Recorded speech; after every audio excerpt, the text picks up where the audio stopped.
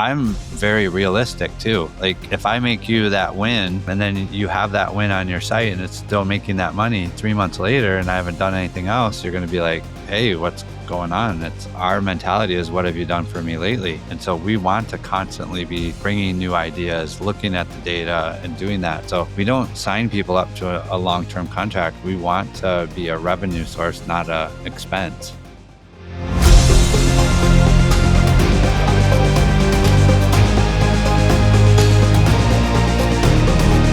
Welcome to the Love Your Brand podcast. If you're looking for real conversations with real people, you're the right place. Let's go! All right. Everybody, welcome to the Love Your Brand show. We are blessed and impressed to have Mr. Matthew Stafford on the show today. And don't get him confused with the quarterback, right? But he does drop dimes and a lot of wisdom. 30 years of entrepreneur experience. Yeah, 30 years, guys. I know he looks young. Across multiple industries. He's helped hundreds of brands grow to 7 and 8 figures through data-driven strategy, customer-first design, and conversion rate optimization. He is a master CRO specialist in my eyes. Guys, his story is unique. His journey is powerful. And today, that's what we're going to talk about. Matthew, welcome to the Love Your Brand show, brother. Thanks for having me. Good to have you, Matthew. Dude, I remember when the message came through, Jason and I saw Matthew Stafford on there. We're like, dude, are we about to get a quarterback, on the podcast? And as we were chatting with you in pre-call, you had a funny story I'd love for you to share because up in Detroit with Matthew Stafford and then the area code moving to LA, you know what I'm talking about? Yeah, I'll share it. Yeah, that's, so of course, like when he got drafted from Georgia, I'm from Michigan. So, and I lived there till 14 years ago. But anyways, so anywhere that I would leave my number, I'd get a call back. Like it just happens that, Matthew Stafford has got a 989 area code. Well, I moved to LA and then 6 months later, he got traded to the LA Rams. And so the chances of having a Michigan number in LA and being named Matthew Stafford made that circle a lot tighter. And so I would call a perfect example. I called the plunge company, which is the cold plunge that you have at your house, to get one. And within about 20 minutes, I had a weird number from California calling me, and it was the guy introduced himself as the owner of the plunge company. And he goes, "Hey, I noticed, your information came in. I just wanted to tell you, we'd be happy to send you one for free if you do some social media posts." And I was like, well, I said, I would do that and you would get tens of visitors, but probably not the results you're looking for. And he said, well, no, I think we'd probably get more visitors than that. And I said, I'm actually not the Matthew Stafford that you think I am. And he goes, well, I understand your reason for being discreet, but I did notice, you have a Michigan number too. And I'm like, yes, I do. And I've dealt with that for the last 15 years of him being a Detroit Lion too. And then he followed me here. So this is the truth. And so we had some good laughs about it. And then a few days later, Da Vinci Medical, where they have this EWAT system where you train on a bike and breathe in pure oxygen. I left a contact because I was trying to do a couple of things for biohacking, and almost identical, the same conversation. Told them it's not who I am. They were cordial, kept it, and after about 30 seconds brought up the 989 area code again. And I obviously told them the truth, and I'm not that person. Otherwise, I'd get a free one. And so they sold me one and gave me a good deal. But yeah. That's awesome. There you go. Leverage the name, guys. Hey, you almost had to sell yourself out of it, and it still didn't work, right? Literally. Yeah, I could have absolutely had about 10 grand worth of stuff for free. It was both about a $5,000 item. But yeah, I just wouldn't have felt good. Oh, wow. What That's a awesome. story. Well, I'll tell you what, we're not disappointed that, that it was a different Matthew Stafford that joined us, because as we chatted and heard a lot of your story, man, dude, you have been a mover and a shaker and getting some Yeah, big results in the absolutely. business space. And so we have been stoked to have this episode. I know we've had it lined out for a bit because you are cranking over there, man. And as we were chatting coming into Q4, some busy times ahead. So we're excited to have you today, man. So thanks for hopping on with us. Yeah, yeah. I agree. We've had some really big success. We've also had some really big failures, which tend to be where you learn the most. And so I'm looking forward. I know we all talked about sharing those too, because the real lessons come from when you think it's failure, but it's feedback, and then you can then make a pivot or iterate, and that's where the big wins come. Absolutely. Absolutely. So, I mean, I introduced you, right? Everybody's like, wow, this dude, they probably know you. They're like, wow, hundreds of brands. But Matthew, you didn't start there, right? No, no, actually, I'll give my story real quick. It's kind of funny. I did commercial concrete for about 23 years. And I went to a Tony Robbins event, and we had built the business to the point where I was on the road for about 200 days a year. And that's just not fun after you do it for enough years.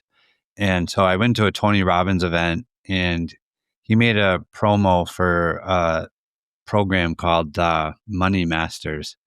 And what it was a weekly DVD. So this is like 15 years ago when DVDs were still a thing. It was a monthly DVD and a little booklet. Well, the first one that I got was Frank Kern on how to make about 50 grand a month selling ebooks on how to train your parrot to talk. And I was like, you got to be kidding me. I had about 25 employees, was living in hotel rooms, making a really good living, but thinking that I could go online and make money. I'd never thought about that. Literally, the only thing I used my computer for was to send emails and blueprints and proposals and things like that. Never ever thought about selling something online. And then the next one that I got, I think, was Russell Brunson, and he was selling a potato gun, and went through that whole story. And I'm like, oh my God, like if I have lots of ideas. If I could figure out how to do that, and I could work from home and not have to worry about if it's raining, because we'd travel to a job, we'd be out in South Dakota. It would rain for 4 days. We're sitting in a hotel room, can't pour concrete in the rain. So like we're just losing money, and then we have to make up for it on the back end. I thought, wow, if I could do this when I'm idle, that would be great. And so I kind of just started, that was really my journey into it, starting to figure that stuff out. And I started with, I saw a couple of information products on SEO, and I thought, oh, that'd be cool. Let me figure out how to do that. And after about 4 or 5 months, I'm like, yeah, I don't want to do that. Let me figure out something else. And the next thing that came along was actually a t-shirt platform called Teespring. Oh, And wow. what it Yes. was they had a platform, a marketing platform, where you could start a campaign, come up with a design or a funny saying or different things, put it on a t-shirt, and then run ads to it. And, I had disposable income. So I thought, I can test and figure this out and learn it. And just the way my mind works, like I started getting into Facebook groups, and we've learned how to scrape Facebook IDs so that we could actually target people based off of their names. And so this is back when Facebook still allowed you to do that. In fact, I think pretty sure our group was the reason why they shut it down, because um, the very first shirt that I had that did really well was I took all the people with the last name Schmidt, and for the shirt it was just Schmidt happens instead of the opposite. And I Was didn't. there anything with the Schmidt name, or you just thought, hey, that's going to be funny? Yeah, I just thought it was funny, and so Okay. it was really easy. It was just a bold. It was like the Nike font, and just did Yeah. it. Schmidt happens, and I launched the campaign. Didn't even look at it for like 4 or 5 hours, because I actually went and ate dinner with a friend over at Buffalo Wild Wings, and I was showing him what we were doing, and I logged into the campaign, and I'd made almost 10 grand worth of sales Wow. in a Smith couple hours, Off of happens. and Schmidt I was. happens. Yeah, I was like, "Oh my goodness." And so then that shirt ended up doing about 40 or 50 grand that week.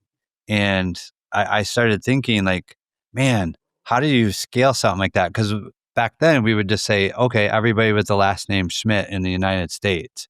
And it would say, oh, there's like 4,000 of them. And I thought, that just sounds like too small of a number. So I literally just opened up a Google sheet and I put every state on it. And then I went into Facebook and I said, all the Schmidts in Alaska, all the Schmidts in California and Oregon, and just literally went through every single state. And all of a sudden I had like 40,000. I had 10 times more. Wow. I thought, wow. So instead of making 40 grand on the shirt, the potential to make 400 grand on the shirt.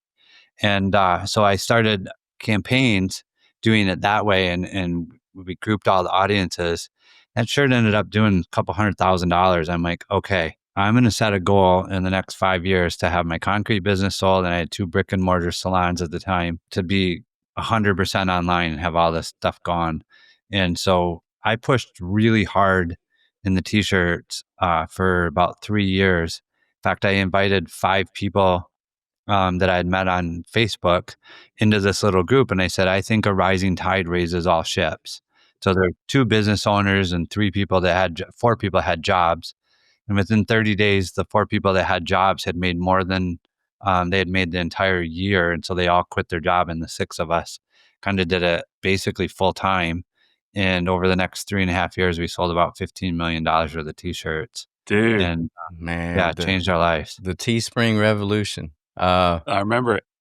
I helped with some designs, and to this day, I kick myself in the butt, and I'm like, man, I was on the wrong end of that. Right. Yeah, I ended up taking all the data, and so I made a chart of like which shirts sell the best, what colors sold the best, which style sold the best, and all that. So then we knew if we're going to launch a campaign, don't put 12 colors in there. Put these 3 best sellers and maybe 2 Yep. of the other ones that match, whether it's a women's design or a men's design or whatever. And all of us did better. And so I knew intuitively that the data would help. But when Teespring made some poor decisions, and so that platform kind of went away, a bunch of us just jumped onto Shopify. And so from there, I'd started a kitchen products store and started running ads at it. And right off the bat, started making 100, 200 sales a day. Is really good. Thought, oh man, this e-commerce stuff is easy, no problem. But at that point, I didn't realize all the stuff that Teespring had done to make the platform work better. We needed to do that to our Shopify stores, because a Shopify developer is not seasoned in how to make things convert.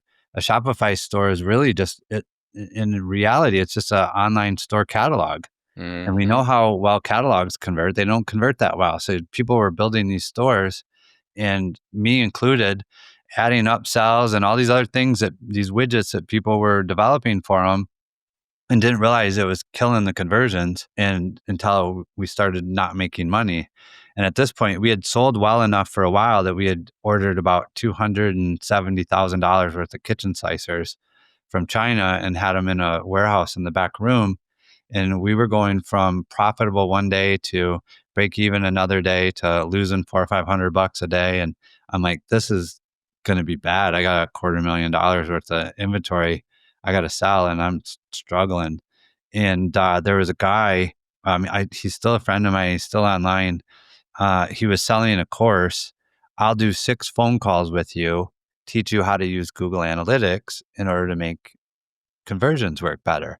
I'm like, oh, well, that makes sense. I got to do something. And after the first call with them, I'm like, oh my God, there's so much good information in here that I can go back and fix my site. And then sales come back. And by the end of that 6 weeks, actually about 3 weeks in, we were back to where we were, because we had seen enough of the issues that were being created in the Google Analytics that we re-optimized it. And then who I had as a partner at the time was really good at creating digital courses. And so we created a course on what we were doing in the kitchen store.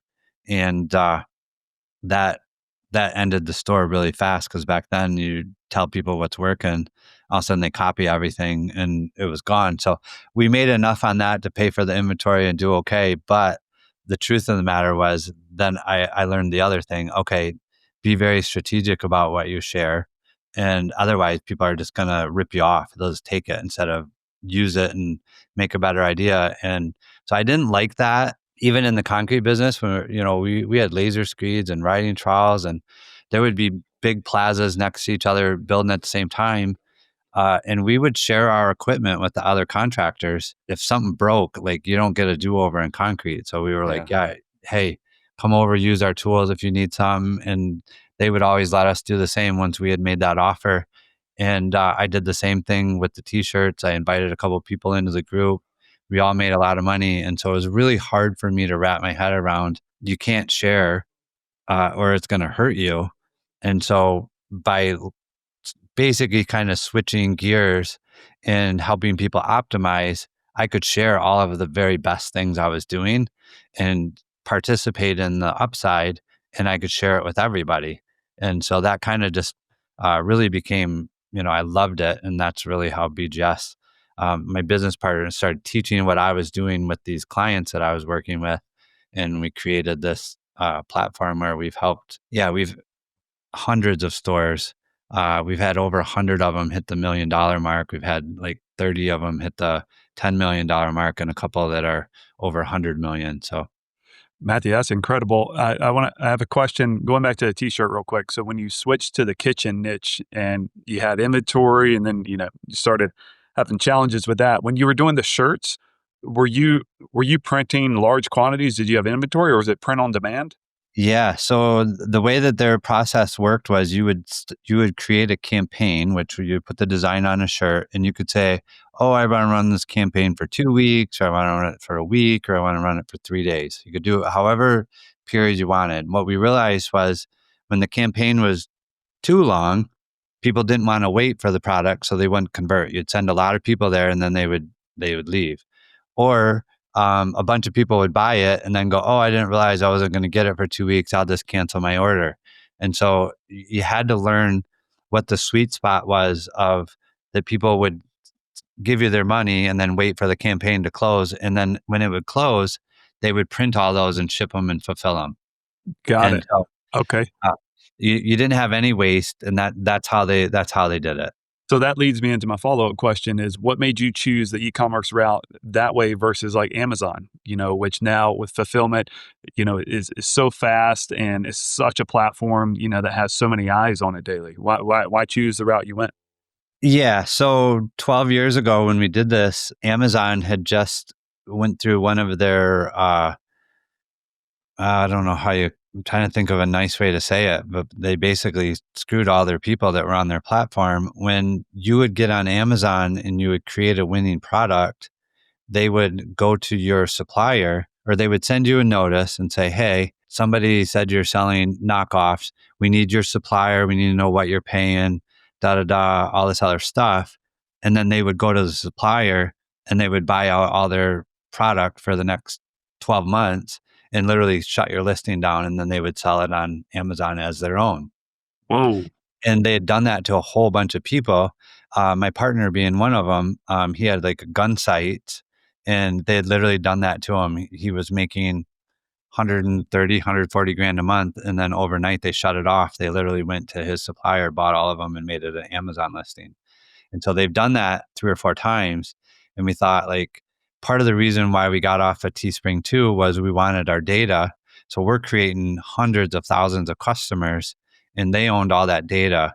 And so the people that were on the platform kept fighting for it, and they weren't giving it up, but yet they were mailing all of them and selling more shirts and all this other stuff to them. And we weren't getting part of that. So that was part of the reason why we moved to Shopify and not just switch over to Amazon. That was so nice of Amazon to do that. Wow. Yeah. So- yeah. There's a lot of lawsuits over that. I can imagine. There's one little point in the story, Matthew, that intrigues me, right? We started, you were an entrepreneur. You owned a concrete business. And did you say 2 salons? I think you did. I had 2. So concrete in Michigan is seasonal. So we would be really busy from April to October, and then November through April, we weren't. And I was actually at church on one Sunday, and my best friend's father came up to me, and he says, I think you should buy our tanning salon. And Okay. 7 days later, I owned it. Yeah, like I had never even thought of owning one, but a week later, I owned it. And over that winter, we doubled the business. Like it was like I don't know, it was like $140,000 a year business. And after year one, we had done like 280. I'm like, wow, that was easy. And I was applying the marketing stuff that I was learning. And so then I was like, well, if I can do that, I'm going to open a bigger one. And so I opened a bigger one and then ended up having a third one. Sold the original one, just had two really large salons. One was in Grand Rapids and one was like about 30 miles from there.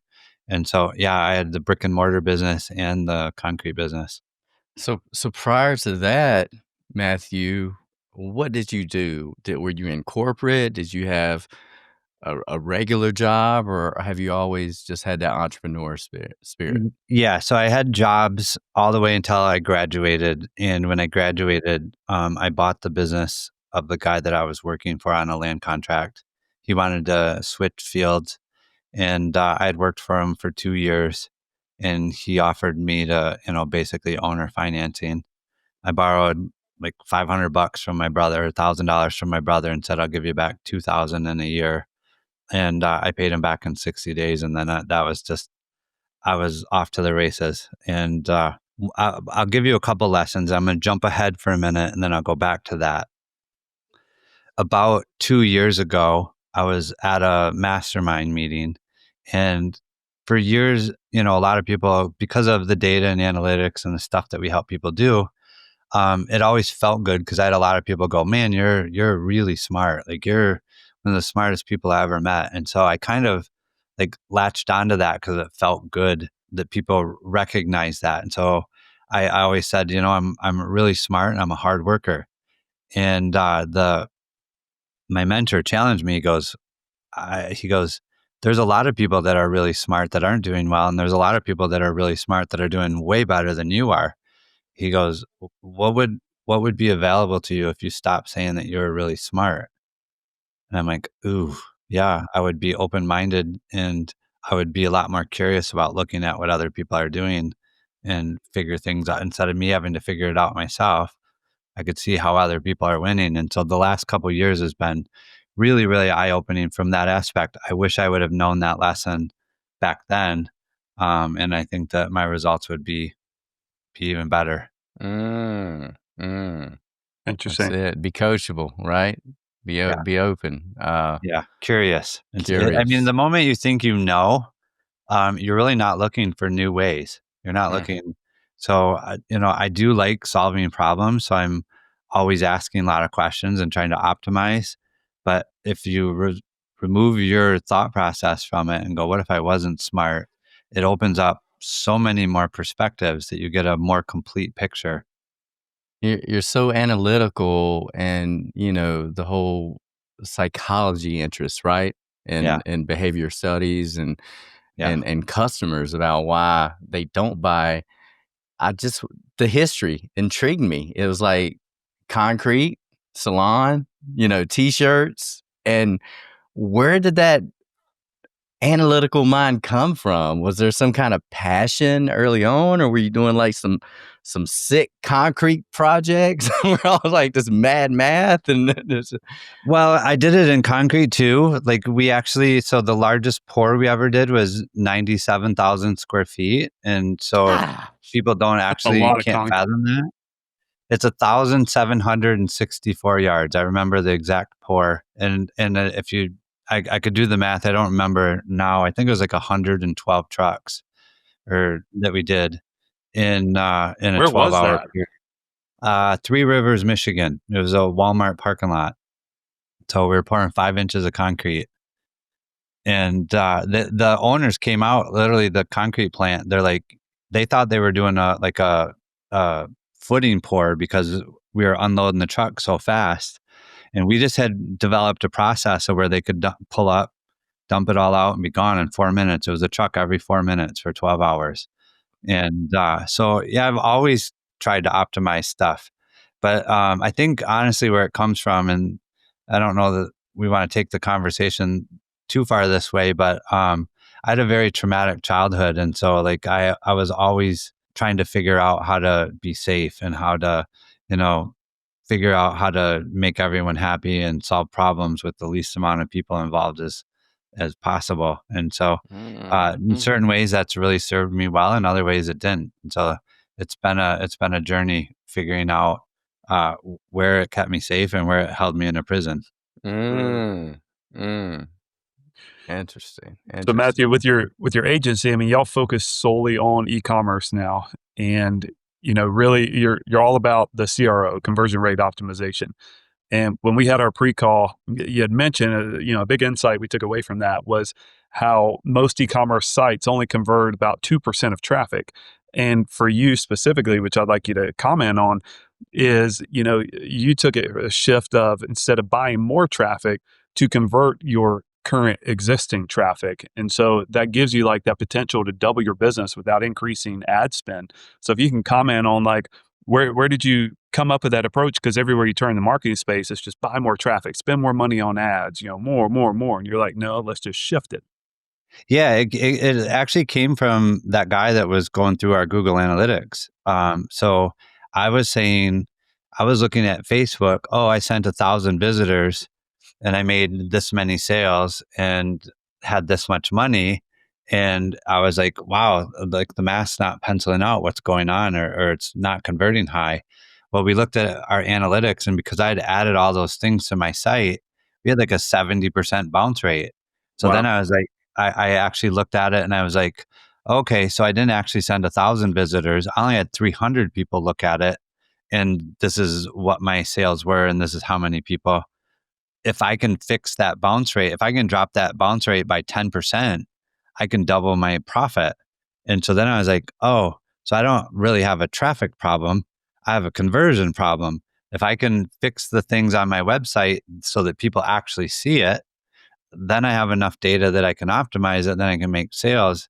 And like I said to you, that's where we came up with the phrase, and it's really stuck the last 12 years. Traffic's not your problem. Like if average e-commerce converts about 2 to 3%, and you can use this on any website, not just at e-commerce, like whether people are opting in or you're looking for book of calls or whatever, like the number of people that take the action that you want on your website. So we'll use e-commerce as the example, but don't get like, oh, well, that works for selling t-shirts, or that works for selling kitchen products, or, we sold hundreds of things. We're product agnostic now. The data shows that if your website's only converting this many, you fix your website. If the average is 2 to 3%, that means 97 people raised their hand, came to your site and said, I'm interested in what you're selling. And they left without buying. And I thought, like, why do I want to go spend another $100? At the time, it was about $1 a visitor to get 100 more people to make 2 sales. I would rather figure out how to get 2 or 3 of those 97 that left to buy. And now I'm getting 6 sales per 100. My competitors are getting 3. And I had learned from Dan Kennedy, he who can spend the most to acquire a customer wins. I'm thinking, well, I have way more money to spend to acquire a customer if I'm getting 6 out of 100 and they're getting 2 or 3 out of 100. So I'm going to buy market share. And when we started applying that and going through that, it just worked. In fact, once I figured it out on my store, I reached out to a couple of friends. One was in our t-shirt group, and another was a friend that I had met through a couple of masterminds. One was Drew Canole. He did Organifi. Well, they were really good at a funnel, but their store was terrible. And I said, hey, I think I can help you with your store, Drew. Let me try some things. Just pay for my dev. If it works, then you can give me a percentage of the upside. If it doesn't work, you're not out anything. It'll at least your site will be better. And the year before that I made that offer to him, he had done 2.75 million in sales on his store. Within 90 days, we had him at a run rate of 8.7 million. And there's a testimonial on our website where it goes through and shares that. That's significant. Yeah, that was within 90 days. He ended up doing about 16 million on the store that year. So that was just the first 90 days that we had that run rate. He literally 5x, 6x his sales in 1 year. And the good thing about him was he spent a lot of money on his funnel, no money on the store. So this was all organic traffic. So that was way more profitable. And obviously, they went on to do some really great things with Organifi over the years. So, uh, And that the results that you brought to him were strictly the only thing you did was instead of buying more traffic, you converted more existing traffic. Is that correct? yeah, we didn't buy any traffic to the store. So that was zero traffic to the store, is literally converting the visitors that were already coming. Wow, that is massive. And I remember when we chatted in the pre-call or when I saw Drew Canole on your site, because he's somebody I followed for years. And I remember when he had brought in Russell Brunson, all the resources you dropped, the books you've read are the same things I studied. And so back then, I mean, I think a lot of times we throw everything into the marketing bucket. So it's like, well, if Russell Brunson's helping him, who is just, very intelligent marketer as well, then he has to be doing well. But it was like he was siloed in his niche of the funnel. Russell was really good at building those funnels, and you can read .com secrets and expert secrets, all these, and they tell you how to do those funnels, but not ever thinking about this. And I think traffic and conversion are two words that we always just kind of throw together.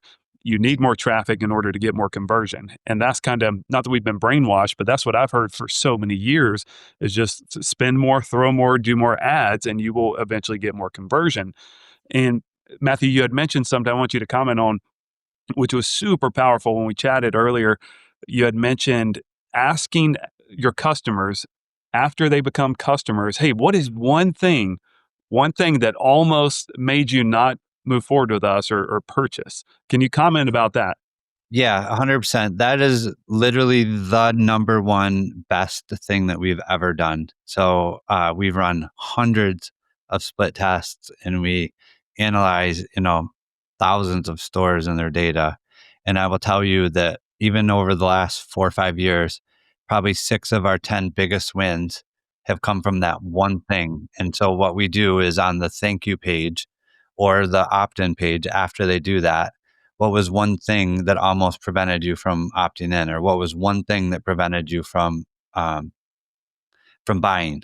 And they'll tell you, they've just spent money with you. They want to help you do better because they've just voted for you with their wallet. Now they want to make sure that you're going to stay around. And so they'll tell you what was hard for them to understand, what was friction, what they didn't, any of the things that were hard in that funnel. And I'll give you a really good example of one.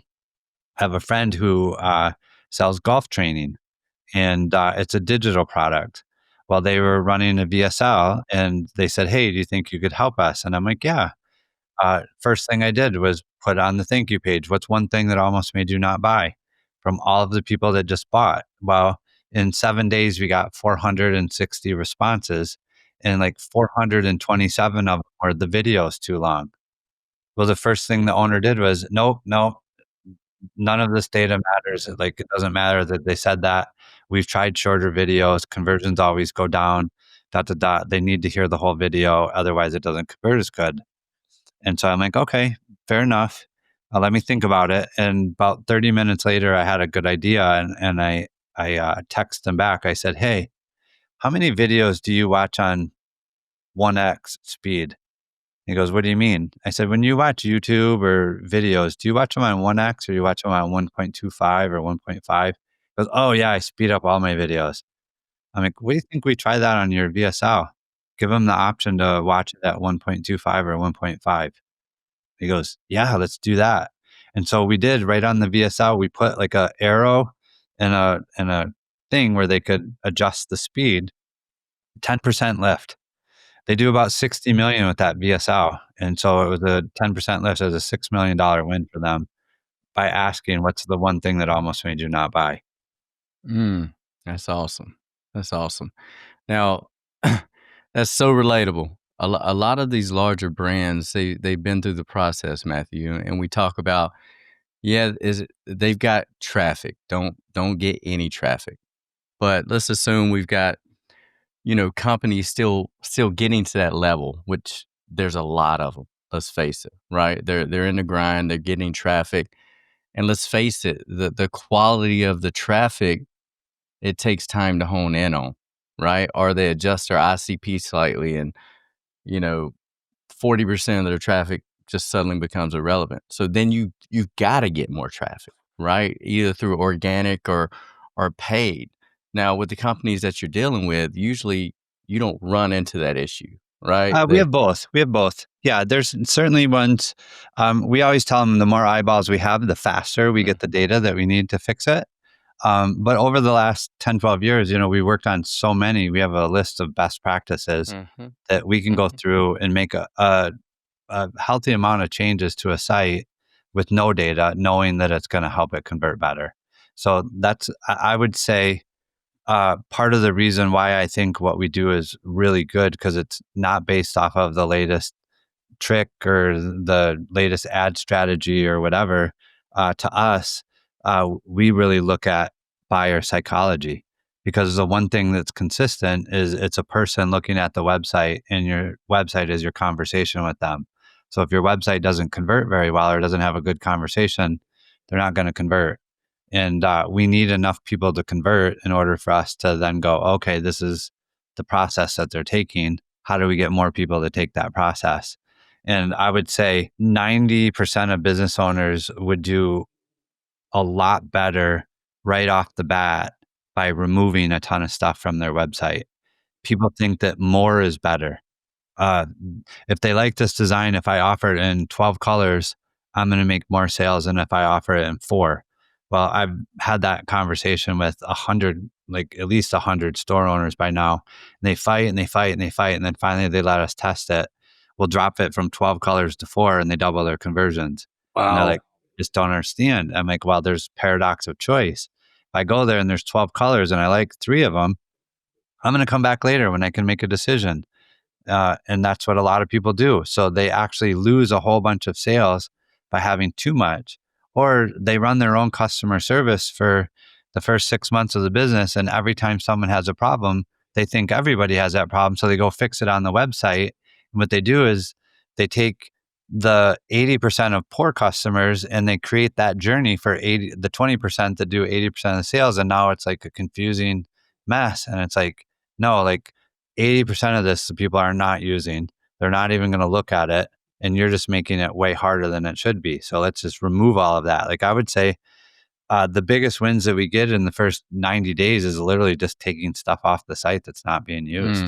Yeah, so powerful. I mean, I can recall so many times where I've analyzed just basic traffic analytics, right? And it's a lot of common sense. You see, hey, these 10 blogs produce 80% of their traffic, and it doesn't match their ICP. Maybe it's DIY blogs, and it's a service-based business. And you're like, guys, 80% of your traffic is not your ICP, right? Yeah. And they're like, wow, we're getting all this company's doing amazing SEO. Look at all this traffic we're getting. Whatever you do on your site, all these metrics and conversions, it's not going to happen unless you're selling DIY kits, right? It's so that's always first, right? Your audience, establishing that. Well, first, that's the audience that you're going to convert, or it's just a waste of. Yeah, I have very frank conversations, because I feel like you get a lot farther with radical honesty than you do with trying to make them feel good. And so first off, when they come to me and they go, oh, well, our brand does this and our brand's this. And I'm like, you don't have a brand. And at first they're like, what do you mean? And I'm like, well, if you turn off ads, are you going to be in business in 6 months? And they're like, no. I'm like, okay, then you don't have a brand. You have a funnel that works because you send new people to it every month. A brand is people recognize you and want to buy from you because you have a history. So how do you make a brand? You make sales. The way that you make sales is by optimizing the customer journey, not by getting the right color and the font and all this other stuff. They worry about a whole bunch of stuff that makes them feel good that doesn't make any sales at all. And that's how they build brand equity, right, Matthew? And longevity and legacy. Yeah. Most people just don't understand what a brand is. And when you get into branding and marketing, people put the two together. And typically, because marketing, you spend X amount of dollars and you can get X kind of result. It's really black and white. for the most part. Branding has all that gray area to where, we hear it said often that your brand is what people say about you when you're not in the room.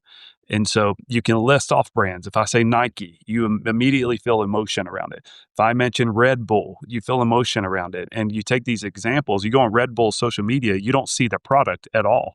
What you see is extreme sports, jumping, off of cliffs with a parachute, landing an airplane on somewhere in Dubai, like all this stuff. And one of my favorite quotes is people buy with emotion and they justify with logic. And so these elements, you have to get them in an emotional state. And that was going to be my question to you, Matthew, is like when we chatted earlier, you talked about the best brands really focus on two things. Number one, being the owner is coachable.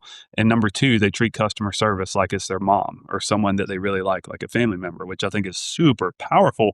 And so as you were sharing with one of those examples of maybe they had 12 colors and you said, hey, let us come in and change the quantity here to 3 or 4. And you had some resistance from the owners. So like, if you could comment, with the clients that you work with, because you're product agnostic, you work with anybody and you see the results with anybody you work with, what are some of those main hurdles that the owners that are coachable versus not coachable? That's one. Definitely, like they are married to their logo and a bunch of things that don't create conversion. And so I have that conversation with them. I just tell them, like, listen, I can do a whole bunch of things that don't matter and make the site look better. But what I actually care about is you making more sales. I get paid to make more sales. And the truth of the matter is, if you don't make any more sales, I'm an expense. I'm not a revenue source. And so the only way that this is going to happen long term is if we agree that sales is the number one thing. So if we have a bunch of data that supports this will make more sales, that you at least give us an opportunity to do that on brand and get more sales. Otherwise, like I'm A-type personality too. Like I don't want to work on a site to just like trudge along. I like to win.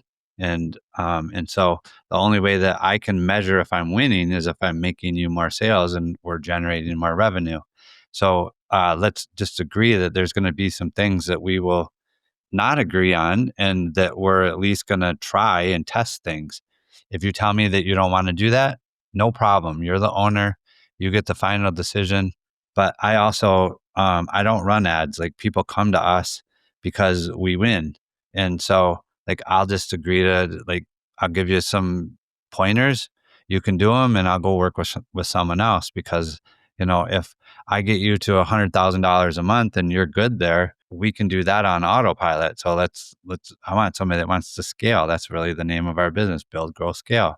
And so if we're going to do that, like we just have a very honest conversation right off the bat. Winning. Yeah. You did it.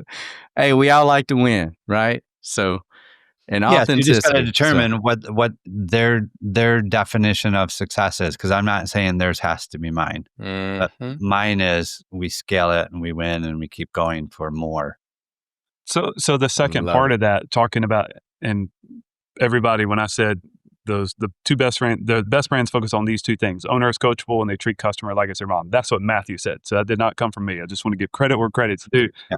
Thank you. But the part about customer service, treating it like it's their mom, I've worked with a lot of brands, and I think so often brands don't understand the value that they bring or what makes them different. So they list off these words like, we're great at customer service, but they're truly not great at customer service. They just want to say something that sounds good and looks good. So like when you're stressing such an importance on customer service, Matthew, what are some things what is good customer service for a brand or somebody that's operating in this e-commerce space? What is good customer service? One, knowing what the prevalent problems are that keep showing up. So another thing that we do besides adding that question on the thank you page is we ask them for logs of their customer service tickets, because it's amazing how many people have like gold in there. There's like, if they have 1,000 tickets, 250 are about this one problem and 250 are about this problem and 250 are about this. And then the other 30 problems are in the 250. Well, if we solve those other 3, now all of a sudden 3/4 of their customer service is handled and they no longer have all these issues. So it makes it a lot more efficient for them. They have happier customers that send more people. And so really like knowing what the issues are, instead of going, oh yeah, that's 1,000 tickets, I can't look at it. Well, we just group it into a spreadsheet. Now we just load it into Chat GPT and it will make a graph for us and it breaks it all down. It's super easy compared to where it was 12 years ago. And then they just have to be willing to understand that making that customer happy is way more valuable than having that guy post on his social media about how irritated he is with you. Because I mean, you got to have 10 good customers for one bad just to make up for the bad press. And so the other thing that I'll tell you that highlights customer service being such a big deal is that people will click on 2 stars and less more than any other review that you have on your website. And if it's done right, that's actually the highest converting spot on your website. So people don't want to be the first one. So they're going to look at your reviews. Nobody expects you to be perfect. So they're going to look at the ones where you messed up and see how you fixed it. Yeah.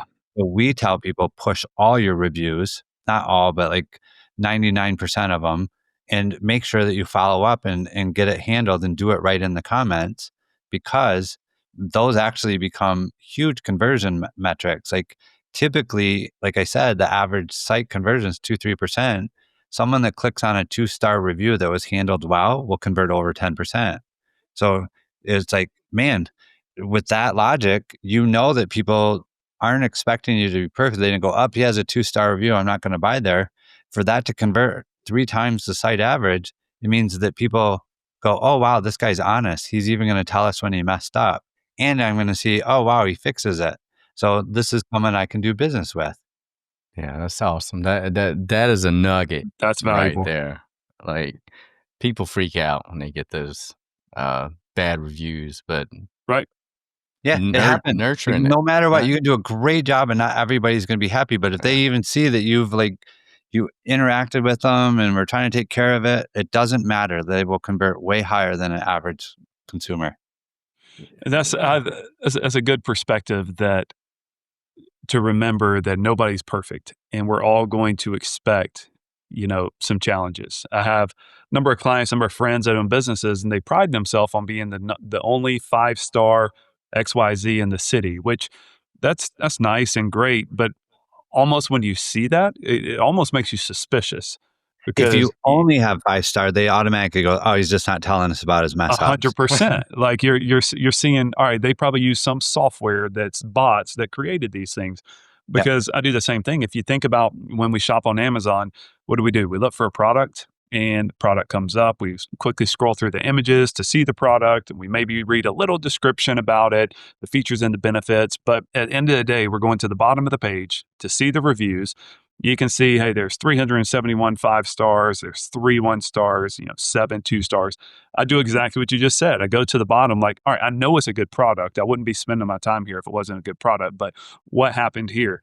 And the ones that compel me to move forward, I see, hey, the owner or the, architect or whoever created this product, they took the time, they empathized, they, admitted their fault. If something happened, they made it right, because we're all human at the end of the day. And it's not about being perfect. It's about, are you willing to make it right and own up for your faults? Because look at every relationship, our relationship with our spouses, our friends, our colleagues, our children. We're messing up, but are you willing to make it right? So that, I agree with Jason. That was a bomb, man. That is powerful. Yeah, because you could spend the money, guys. Let's face it. Like there are people that specialize in working all around the lawyer legalese for, you can get 99.99% of Google reviews removed if you've got the money and the time, right? There's that capability, but to keep them on there and to be transparent and show that you acknowledged it and that you tried to fix it, or you did fix it, I think that authenticity matters. Right. It's proven out in the data 100 times over. And the truth of the matter is, enough people have been burned online.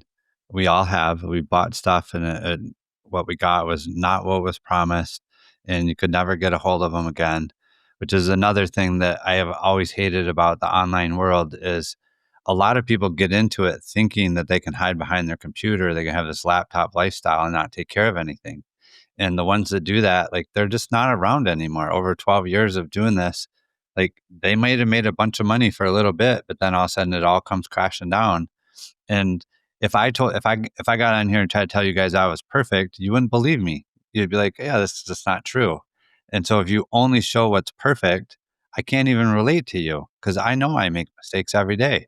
And so it's like, one, people buy from people. They don't buy from companies until you get to the level where it's a huge brand, but they never become a brand if they don't take care of their customers again and again and again. Yeah, absolutely. And you said somebody said something earlier. Maybe it was Jay Hill. We've been brainwashed. But marketers, there's this massive bubble where I feel like marketers have leveraged other marketers or industry professionals with courses. I'm not saying they're all bad, but I think it's been so saturated that a lot of people get stuck.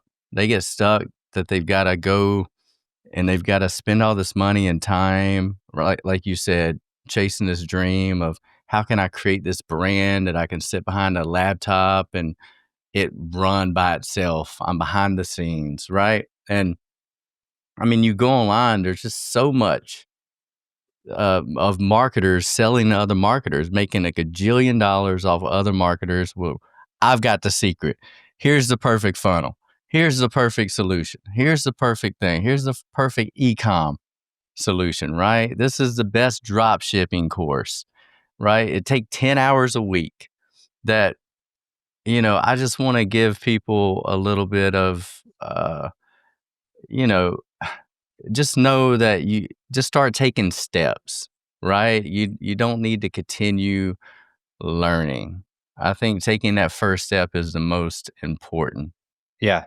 The truth of the matter is we all know enough already to have a successful business. And we do more learning and less doing. And a lot of times that's why I said the owner needs to be coachable because they're like, they've got 50 ideas and all of them would work, but they're trying to do all 50 of them. When I'm like, hey, like you're trying to convince us to push these 10 ropes up a hill. Why don't we get one of them all the way over the hill so that it's making you money? And then we'll go work on the second one. Then we'll go work on the third one instead of trying to do these all at once. Cause it's going to take us a year to get these close enough and you still haven't made any money. And I use that same concept when we go in and optimize a store. Like the very first thing they do, oh, we want to rebrand. Oh, we want to like change the homepage. And what do we need to have for our hero image? I'm like, hang on a minute. Like if I'm going to make you more money, I'm going to go to where the money happens, where the transaction takes place. I'm going to optimize your checkout. Then I'm going to optimize your cart. Because if I optimize your checkout, you make more money from day one, right? Then the more people that hit your checkout, more money you make. So then I'm going to go to your cart. I optimize that. Then more people are making it to the checkout. If I start on your homepage and I do everything right, that just gets more people to your category filter. You haven't made any more money. And then from your categories, I send them to your product page. So I can do 2-3 months worth of work and you haven't made any more money. Why don't we start at the back end and go forward? And then every step we optimize gives you more money. So it's start at the money, figure out how to optimize that. And then everything that you do, it compounds into more revenue. I think that's well, let me just finish this thought real quick, Jay Hill, and I'll pass the mic to you. I describe that as being a self-aware brand, Matthew. And as you know, Maxwell's self-aware leader. Everybody knows it, right? But now it's expanded to a self-aware brand where not only is the leader, but it's the culture, it's the people on your team, right? Knowing your strengths and weaknesses, right? And I think Alex Hormozy, everybody knows him. He was self-aware enough to say, one of my businesses, I had to just pop in like twice a year because when I popped in more often, I would bring all these solutions and things I wanted to do, right? And nothing would ever get accomplished. They'd be pushing 10 ropes up a hill. So he was self-aware, aware to know I can't do that. I got to come in and drop one solution, let them work on it for 6 months, and then pop back in. Yeah, and as the business owner, everybody, no matter how good of friends you are, and no matter how good a culture you have, you're never going to have a relationship with them that they have amongst themselves, because you're the one that determines their paycheck. So when you go in with a bunch of ideas, of course they're just going to adopt your new idea, or they're going to think, oh, that's the thing that I need to be working on now. So you basically give your company whiplash every single time you show up with new ideas, instead of having a filter that, like, I give all my ideas to my project manager and he tells me no on most of them, and the two that he thinks will make the biggest difference, then they'll go work on those. And like you said, being self-aware enough to know, like, when you have a meeting, say, hey, this is the problem that we're trying to solve. Don't give your idea, because when you give your idea, everybody goes, yeah, that's how we'll fix it. And then you get no input from the people that are on the ground. And so I've learned over the years that when we're going to solve a problem, I just tell them what the problem is, get all of their feedback, and then we have a discussion about it, make a decision. But if I give my idea first, then that's the only one that ever even gets discussed. And this is what I was going to comment on earlier, is like with marketing and organizations, shiny object syndrome, which if people have not, heard that phrase, I mean, just getting so distracted by the latest technology or the latest trends or the latest this or that, or the latest marketing gurus is saying X, Y, Z. And as opposed to, I think how you beat that is an acronym for the word focus. If you've ever heard it, it's follow one course until successful. And so often I've seen with these organizations, they have an idea, like, let's say you bring it in, Matthew, and say, this is what we're going to do. And before you know it, they're looking over here because we're in an instant gratification time to where I want it right now. If I don't see results within 2 weeks, 4 weeks, 2 months, whatever it is, they set the parameters for when they expect to see results. If they don't see it, they want to shift, as opposed to the focus acronym that I've given is like basically what you just shared. It's like, hold on, let's go to where we can actually move the needle. Let's go to the cart. Let's go to where people place the order, and let's fix these parts. And this is where we're going to focus, follow that course until it's successful, instead of switching here and changing out that hero image on the homepage, or changing out these brand elements, or this and that. And that is something that I hear constantly from organizations that we partner with, is getting so distracted. And it's up to us as a partner to come alongside and kind of let them know, Matthew, you were sharing earlier, everybody has different definitions of what success looks like. And so if a business is going to partner with somebody like yourself or with Jason or I, we get clear from the beginning on what is success, and then we put that plan in place to achieve it. Yeah, I always ask them in the interview, like, 1 year from now, if we're celebrating that we had the best year ever, what had to happen for that to be the reason why we're celebrating? Like, what's the results 1 year from now that you'd be celebrating? And then we agree that, okay, this is what we're really looking for. All right, then everything else that doesn't give us that is not no forever, but it's no for now.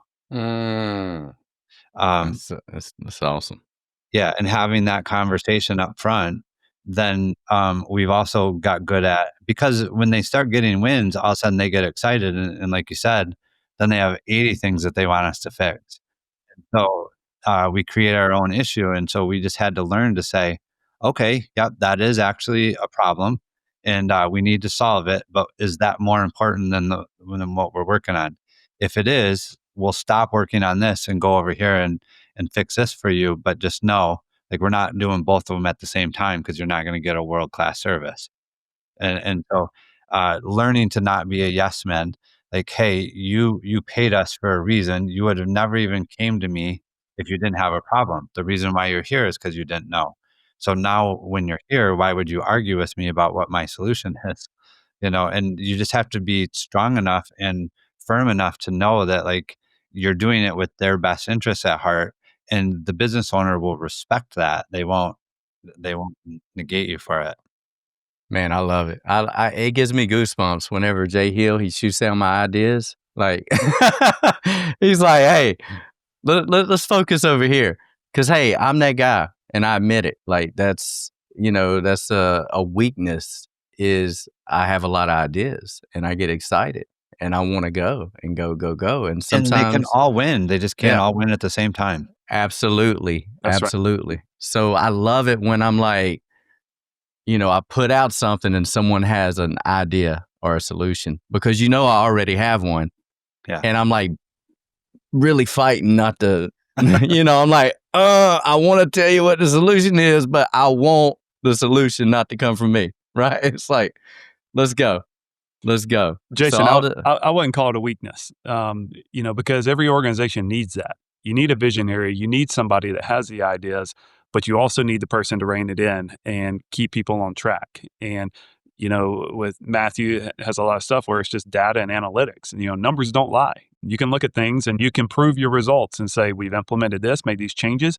It has grown us from here to here. And so that is very easy to go to a business owner and prove, KPIs and ROI. And so, but some of these other things, that's where you have to get different people that are wired different ways to work together on a team. And that's the best team approach. Because if you have a bunch of visionaries, but nobody to produce, you're not going to go far. If you have a bunch of producers, but don't have a vision, you're not going to go far. So you have to have both. Yeah. You definitely a good mix, right? And self-awareness, understanding everybody's profiles, strengths and weaknesses. Once again, it goes back to the self-aware brand. We ran a DISC profile and a self-awareness test on everybody, and that truly reshaped the way I thought about business and the self-aware brand. I think that is the future of successful brands. It brings out authenticity. People want to know, what the brand stands for, who's behind the brand. They don't want a faceless brand anymore. Let's face it. No. People, they've dealt with that enough that people still buy from people. Yeah. And 100%, I think, I lost my train of thought. Nope, lost it. It's gone. Oh, so Yeah. I'm glad it's not just me. Yeah. faceless brand, they want to see the people behind it. So, that's what we're constantly pushing. And it's that push and pull from performance marketing to building brand equity, right? Yeah. Success leaves clues. So the other thing that we're very, I would say very privileged. I would love to say, hey, like all this success was because I was smart. But the truth of the matter is we work for very smart owners too. And they bring us their ideas. We test them. And then we get to share that idea that won with everybody. And so that rising tide does raise all ships. So we deal with 10, 12 really smart business owners bringing us all their ideas. We kind of filter them. I'm good enough at it now that like I can say, hey, we've tried that, or hey, like let's have a conversation and figure out how we really make this, like where we can tell if it wins or doesn't win, and or if it's just a push or if it's clarity or whatever it is. Like we've done it enough that we literally get to work with some very, very smart individuals. And so all of these wins don't come from us, but it's from being in the trenches day after day and really enjoying and figuring out what it is that creates the win. That's good. Matthew, as we wrap up today, our time with you, one last question I have for you, based on the comment you just made of working with some very smart individuals as well. It makes for a good partnership. Are there companies that you turn down and do not partner with? And if so, what are the reasons? What are the things that you see within that organization that you would see, hey, it's not going to be a good working relationship? Yeah. There actually is. We typically have an 8-week engagement before we'll partner with them. And I just always tell them, hey, like, you don't walk into the bar and give the girl a kiss. You got to get her name first and have a conversation. And so this 8 weeks, you see how we work. We get to see how you work. You might not like us because we are like, we want to win. And so we do push back like when we're not yes men. And so we at the end of the 8 weeks, you might go, no, it doesn't work for me, and we'll move on. Or we say, man, like we've had 5 things that we knew would win, but you guys could only get one of them done in 8 weeks. It's not going to work because like we're going to be too expensive. You're going to be unhappy, and I would rather you not be unhappy with us. And so, yeah, that does happen. And in that process, we always make sure that we go over and above and beyond as we separate the engagement. even if it makes us no money, because for us, the way that we make money is over the long haul. It's definitely not in the first 3 to 6 months. Mm-hmm. And so for us, it doesn't make sense to do that. Yeah, you got to caress them, you got to date a little bit, see if, you're going to be a good fit, if you want to ask her to get married, Yeah. right? Go through Yeah, that. that's really, I consider a partnership, and we don't sign a long-term agreement. We actually give them a 30-day opt-out, where a lot of people will go, oh, no, you got to stay for 6 months or a year. I'm very realistic too. Like, if I make you that win, and then you have that win on your site and it's still making that money 3 months later and I haven't done anything else, you're going to be like, hey, what's going on? It's, our mentality is, what have you done for me lately? And so we want to constantly be bringing new ideas, looking at the data and doing that. So we don't sign people up to a long-term contract. We want to be a revenue source, not a expense. Yeah, that's a great mindset. That's I good. think. That is a great mindset. Uh, Jason, I was going to close this out. You were going to say something. No, it's just comforting because we have the same conversations, right? And you got 30-day outs. We need to date, and a lot of people are like, and a lot of companies have been burnt so many times. Yeah. Let's face Yeah. it. Agencies have burned a lot of people because the churn and burn was fine because there's plenty of clients. But that's just not our model. Like, when we partner with someone, we put 5, 6, 7 people on their website, between the bug checker and the data guy and the project manager and the front end and back end developer. And like, there's a lot of resources going into that, and a lot of data research. That first 90 days, we're figuring things out. Your big wins don't necessarily come. You'll get some in there because we just, like, there's things that they're missing, but over time is where it starts to compound. Beautiful. Well, guys, I hope y'all took notes today. This was incredible time with Matthew. Matthew, we appreciate you making time with us and sharing. I mean, an hour is a short amount of time for everything that you have gone through, both the lessons you've learned through success and the lessons you learned through failure, what you shared earlier. So we just want to thank you for having a chat with us and for the value that you brought to our audience. So for anybody that's watching, Matthew, that wants to follow along or possibly, schedule a call to hear more about your services, how you can impact their business, go ahead and drive them where they can follow along and reach out to you. Okay. Yeah. First, I'd just say thanks for the conversation. I really enjoyed it too. So, our website is buildgrowthscale.com, and my email is just matt@buildgrowthscale.com. So if you think like what we're talking about could help you, check out the website. There's a lot of free resources. And if you want to book a call, you can book a call, and I'd be happy to jump on and, share some value for you and see if it's a good fit. Beautiful. Guys, hop all over that. I'll drop the link in the show notes below. You can click on that directly. But thank you, everybody, for tuning in to the Love Your Brand podcast. Until next time, we'll see you. Peace. Thanks for listening and joining us on the Love Your Brand podcast. Stay tuned for the next episode, and remember, share the love.